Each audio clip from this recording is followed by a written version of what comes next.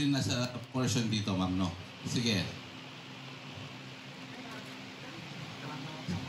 Ma'am, ayun po yung kay Ma'am Riz, ayun yung sinabi ko sa iyo, ma'am, na more than 1 kilometer na, tapos yung 70 meters na lang po hindi tinapos, ma'am.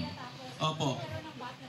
Opo, dyan po pumunta lahat ng tubig. Yung kanal po, 70 meters na lang makukonekta na sa sapa, hindi ho na-konekta. Ayan po, ma'am. Yan ho yung sungka-sungka road at saka ano po. Tapos so, hindi lang po yan, ma'am. Marami hong na-aksidente dyan, ma'am. Maraming nasaktan dito sa ano natin ito.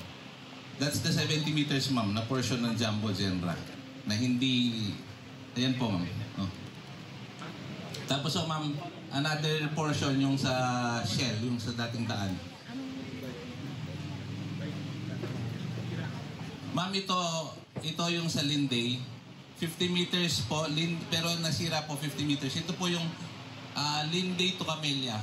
Almost 1 kilometer po yung hindi natapos doon na hindi nakakonekta. So yung tubig ho sa Camellia, umabot ho ng nasa 30 inches ho yung nung kataas-taas. Ano, kaya na-stop lahat ho yung pagbiyahe ng mga sasakyan dyan. Tingnan nyo yung sa Camellia.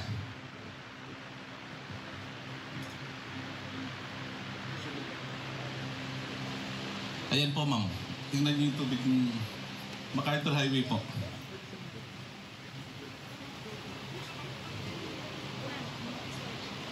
Opo, pero yan, ma'am, marami na pong tuyo niyan. Latest na po yung drone shots po niyan.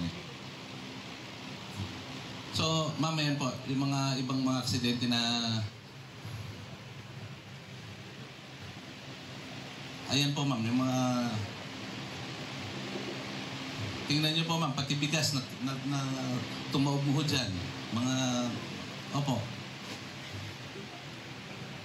Ito po yung initiative na ginawa ho namin nila Gov nung Saturday, Sunday.